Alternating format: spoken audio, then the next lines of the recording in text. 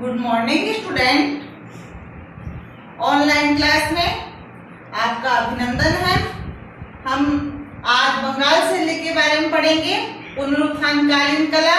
पुनरुत्थानकालीन कला में बंगाल शैली आती है और बंगाल शैली का उद्भव व विकास कैसे हुआ और बंगाल शैली के प्रमुख चित्रकार कौन कौन से हैं और उन चित्रकारों के व्यक्तित्व व कृतित्व के बारे में पढ़ेंगे। बंगाल शैली का उद्भव व विकास सन 1884 ईस्वी में E.B. हेवेल जब मद्रास कला विद्यालय के प्रधानाचार्य बने तो उन्होंने समस्त संसार का ध्यान भारत की प्राचीन कला की ओर आकर्षित किया।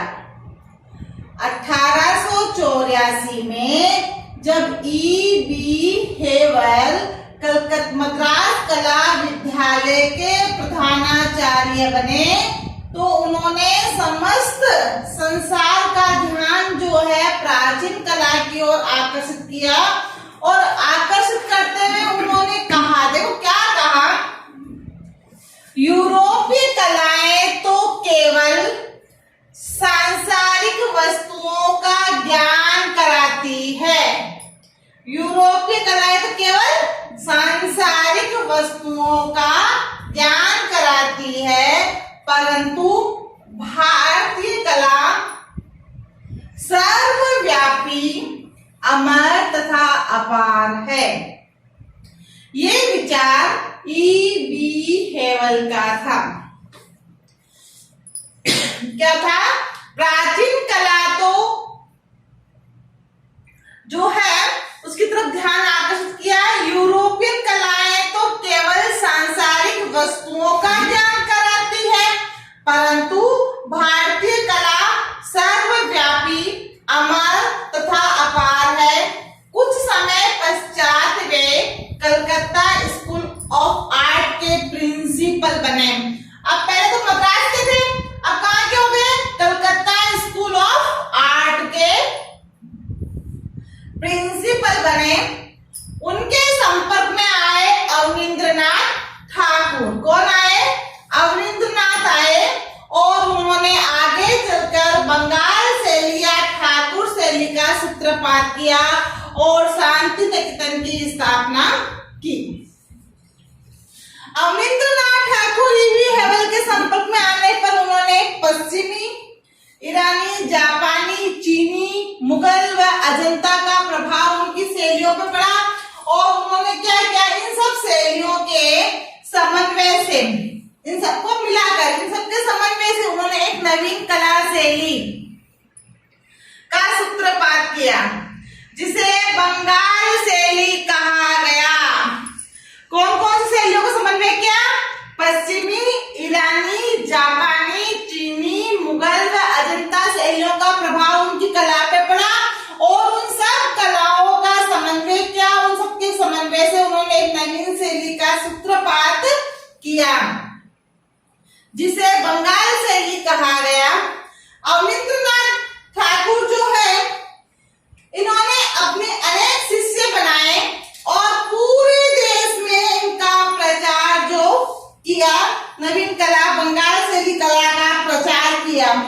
इनके प्रमुख शिष्यों में नंदलाल बसु, असित कुमार हलदार, सुरेंद्रनाथ गुप्त, देवी प्रसाद राय चौधरी, M.A. रहमान और रविंद्रनाथ आदि इसके प्रमुख शिष्य रहे। इस आंदोलन ने भारतीयों में राष्ट्रीय शैली का प्रचार बढ़ाया और आगे चलकर इस शैली का पतन हो गया। कलाकारों ने अपने व्यक्तित्व के मार्ग पर बढ़ना आरंभ कर दिया। इस प्रकार से हम देखते हैं पुनरुत्थानकालीन जो कला है उसमें मुख्य रूप से बंगाल शैली का ही सूत्रपात हुआ। अब इसके प्रमुख जो शिष्य थे उनमें अवनींद्रनाथ ठाकुर के प्रमुख शिष्यों में आनंद कुमार स्वामी, नंदलाल बसु, यामिनी राय, E.B. हेवेल, अमृता शेरगिल, M.A. रहमान आदि प्रमुख थे और रविंद्रनाथ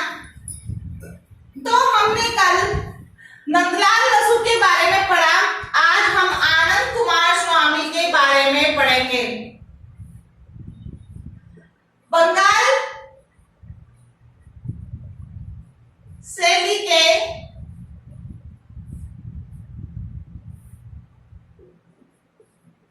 चित्रकार आनंद कुमार स्वामी, इनके बारे में हम आज जो है जानकारी हासिल करेंगे। इनके व्यक्तित्व और कृतित्व के बारे में जानकारी हासिल करेंगे। आनंद कुमार स्वामी का जन्म जो है 1877 ईस्वी में कोलंबो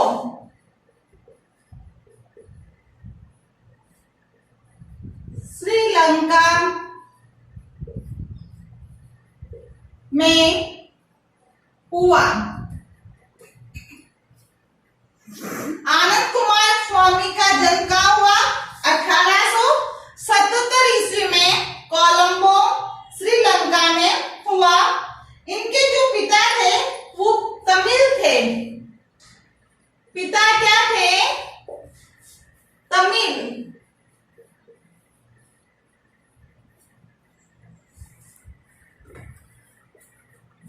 तमिल के साथ साथ इनके पिता जो है श्रीलंका जाकर बस गए। कहाँ रहने लग गए?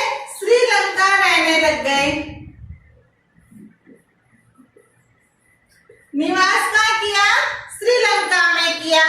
और उनके पिता एक बैरिस्टर थे।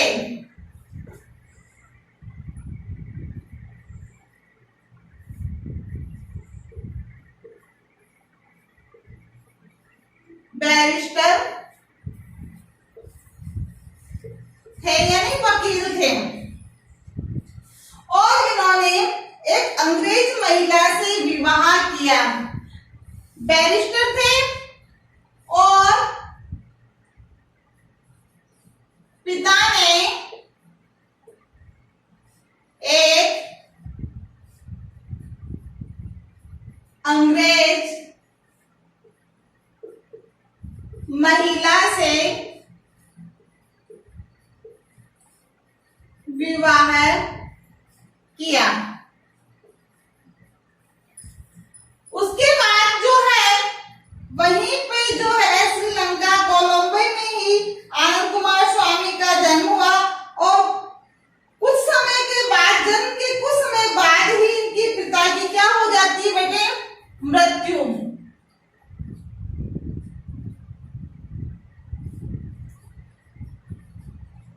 आनंद कुमार के जन्म के कुछ समय पश्चात पिता की मृत्यु हो जाती है। अब क्या होगा? जब इनके पिता की मृत्यु हो जाती है तो इनकी माता उन्हें लेकर इंग्लैंड चली जाती है। कहाँ चली जाती है? इंग्लैंड लेकर चली जाती है। माता इन्हें इंग्लैंड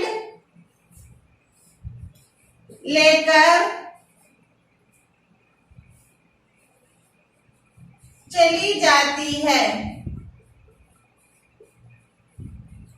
और आनंद कुमार स्वामी की शिक्षा दीक्षा इंग्लैंड में ही होती है।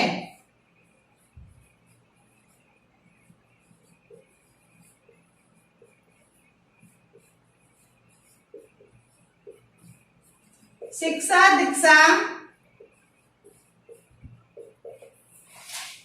जो शिक्षा है वो कहाँ होती है? इंग्लैंड में ही होती है।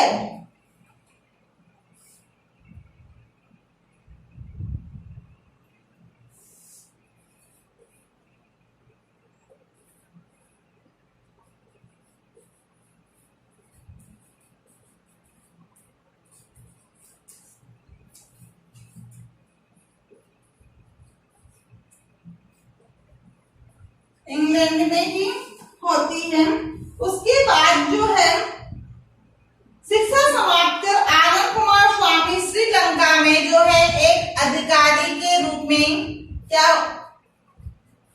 श्रीलंका में एक अधिकारी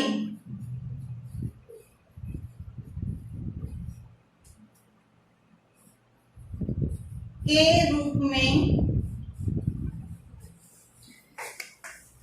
इसको साइड में रखो, अधिकारी के रूप में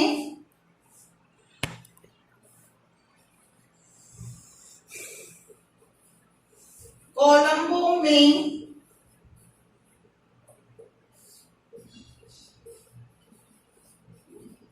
नियुक्त हुए। कहाँ नियुक्त हुए? कोलंबो में नियुक्त हुए, जहां उन्हें भारतीय कला व दर्शन के प्रति रुचि उत्पन्न हुई।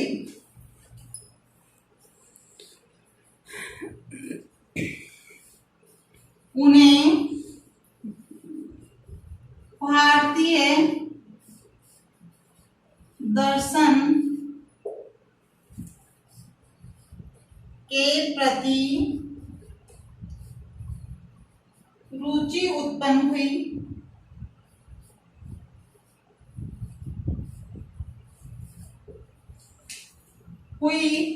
और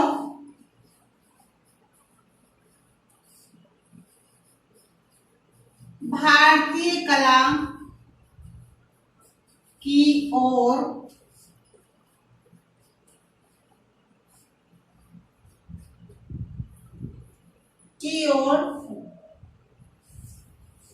जनता को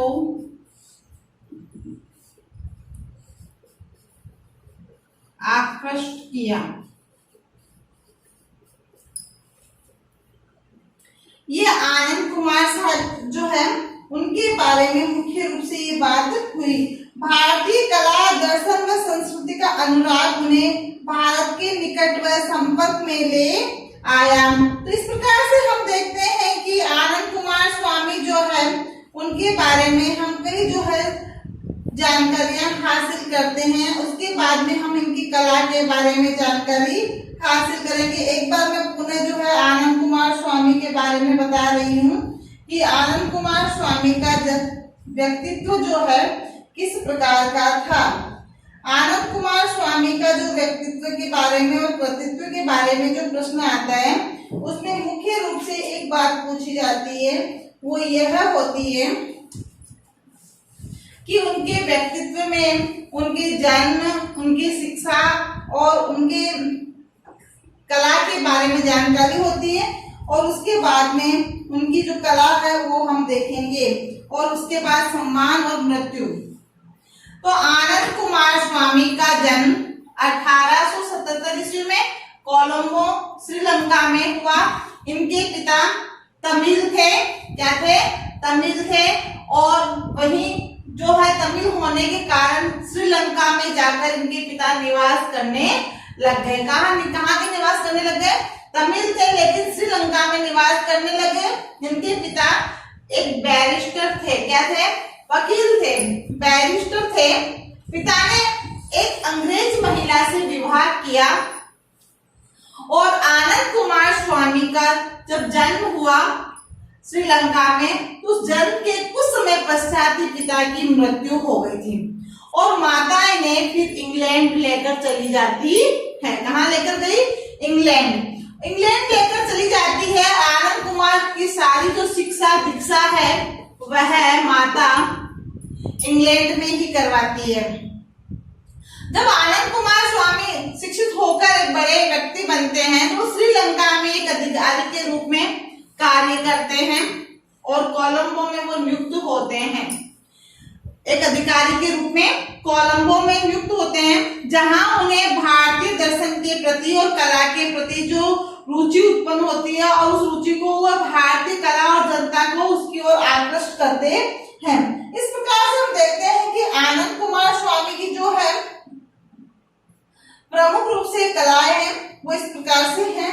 और इसके बाद 1908 और 1913 ईस्वी तक भारत की अनेक उन्होंने यात्राएं की और कलात्मक महत्व के स्थानों का भ्रमण कर प्रमुख जानकारियां जो है उन्होंने इकट्ठी की। किसकी यात्रा की? भारत की यात्रा की। कब की? 1908 से लेकर 1913 के मध्य उन्होंने भारत की यात्रा की और उन्होंने प्रमुख रूप से जो कला की जानकारी है उन्हें हासिल की।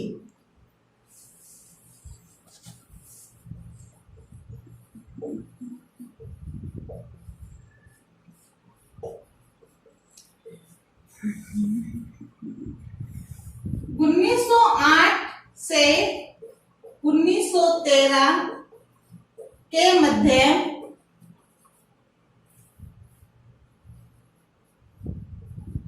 भारत की यात्राएं की और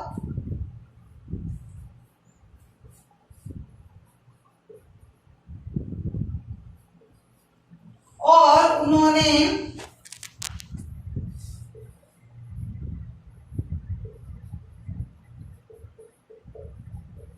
अनेक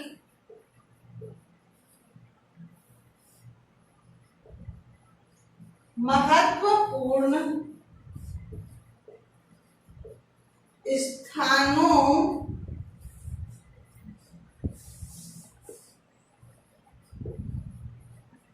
भ्रमण कर उन्होंने अनेक महत्वपूर्ण स्थानों का भ्रमण कर कलाकृतियां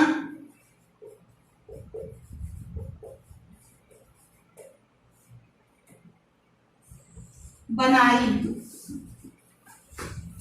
अब उसमें उनकी जो कला का प्रमुख योगदान जो है वो इस प्रकार से रहा। आनंद कुमार स्वामी का आधुनिक भारतीय कला में योगदान क्या रहा? योगदान में हम देखें आधुनिक कला में उनका योगदान, तो भारतीय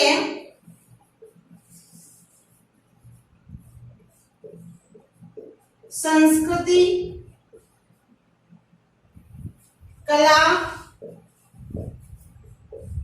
और दर्शन के विषय में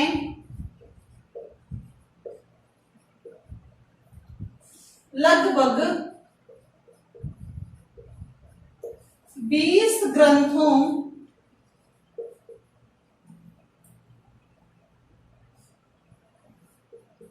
को लिखा। लगभग जो है 20 जो है ग्रंथ को लिखा। उनमें से जो निम्नलिखित है महत्वपूर्ण है वो है number 1 history of Indian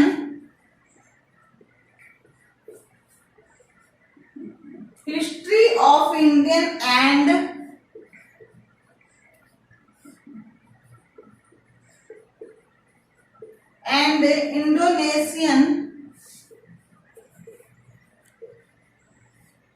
Indonesian art। जो 20 ग्रंथ लिखे उनमें से 2-3 जो ग्रंथ है मुख्य वो मैं आपको बता रही हूं वो है, और दूसरा ग्रंथ है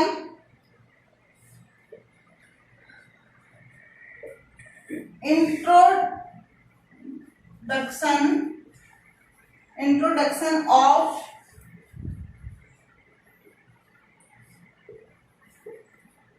इंडियन आर्ट। तीसरा ग्रंथ है इसका राजपूत पेंटिंग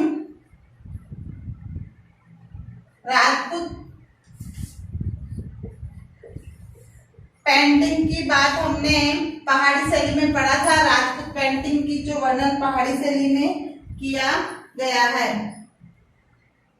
और चौथा जो है इसका प्रमुख ग्रंथ डांस ऑफ शिवा।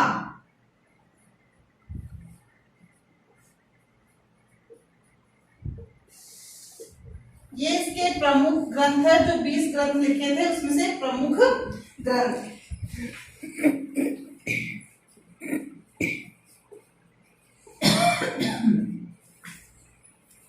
प्रकार से हम देखते हैं कि आनंद कुमार स्वामी ने भारत की जो है यात्रा की और उसमें महत्वपूर्ण स्थानों का भ्रमण कर कई कलाकृतियां बनाई और भारतीय संस्कृति और कला दर्शन के विषय में उन्होंने लगभग 20 ग्रंथ लिखे।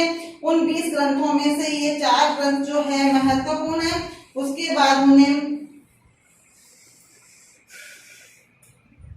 बाद 1916 में ईस्वी में ऑक्सफोर्ड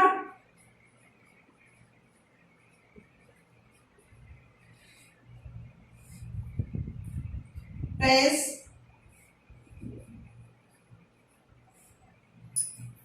द्वारा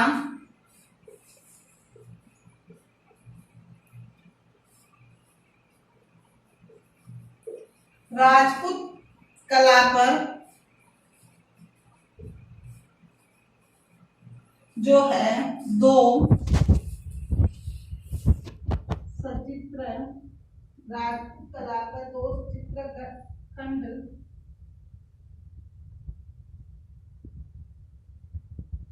प्रकाशित कर भारतीय लघु चित्र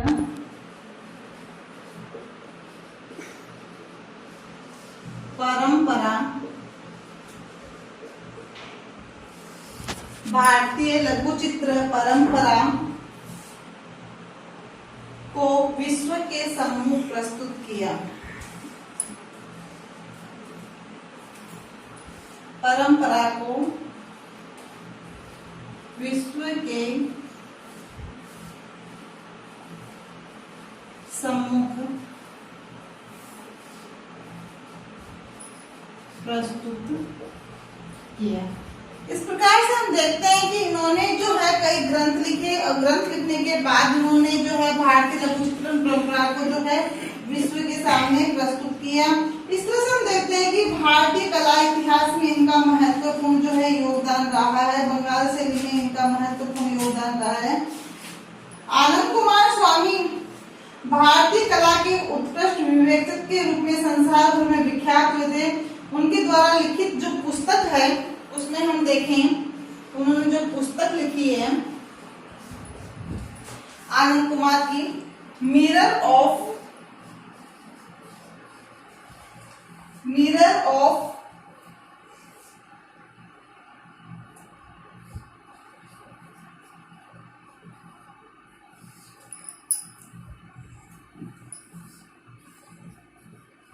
जेस्वर।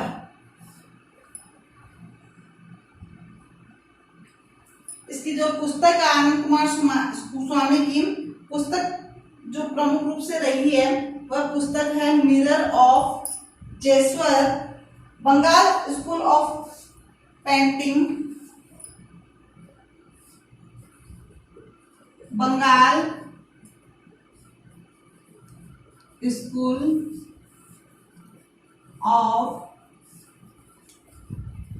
पेंटिंग, जो इनकी प्रमुख पुस्तक है दूसरी, Bengal school of painting, Rajput painting,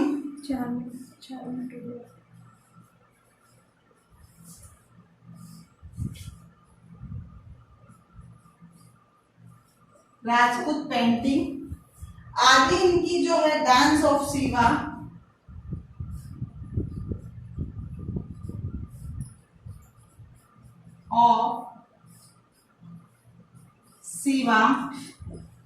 ये इनकी क्या हो गई प्रमुख पुस्तकें।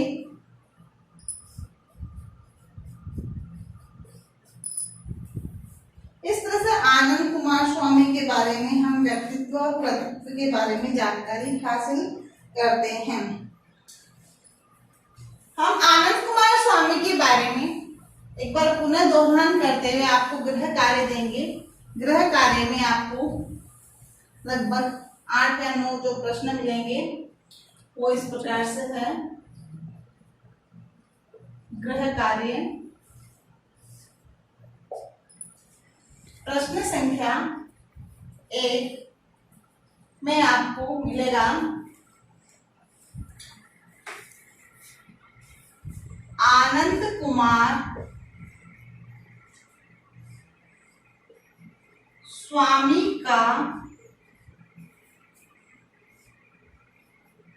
जन्म कब व कहाँ हुआ। आनंद कुमार स्वामी का जन्म श्रीलंका में 1877 ईस्वी में कोलंबो में हुआ। श्रीलंका के कोलंबो में 1877 ईस्वी में आनंद कुमार स्वामी का जन्म हुआ। कब हुआ? 1877 श्रीलंका के कोलंबो में।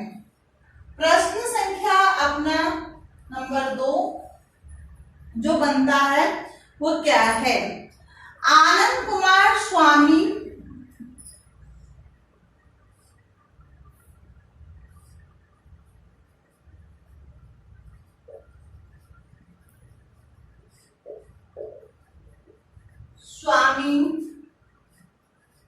के पिता के बारे में बताइए। तो उनके जो पिता थे वो तमिल थे और उन्होंने एक अंग्रेजी महिला से विवाह किया था और वे बैरिस्टर थे। क्या थे बेटे? बैरिस्टर थे, वकील थे। प्रश्न संख्या जो अपना 3 है वो है कि आनंद कुमार स्वामी की शिक्षा दीक्षा कहाँ हुई?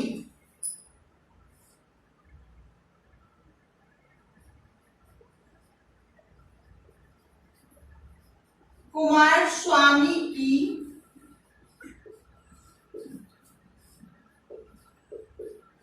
शिक्षा दीक्षा कहाँ हुई? तो इनकी शिक्षा दीक्षा जो है वो इंग्लैंड में हुई। कहाँ हुई बेटे? इंग्लैंड में हुई। इनकी शिक्षा दीक्षा जो है इंग्लैंड में हुई। फिर प्रश्न संख्या 4। प्रश्न संख्या 4 में हम आनंद कुमार स्वामी के बारे में जानकारी हासिल करेंगे कि आनंद कुमार स्वामी की प्रमुख जो पुस्तकें हैं वो कौन कौन सी है।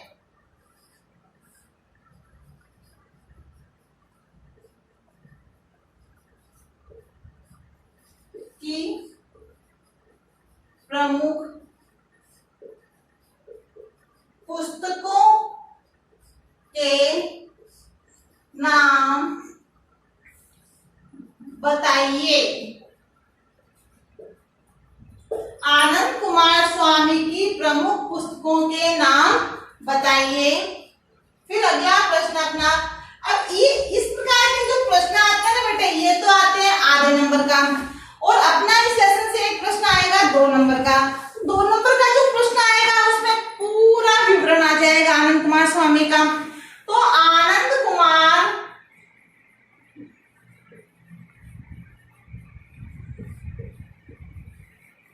स्वामी के व्यक्तित्व व कृतित्व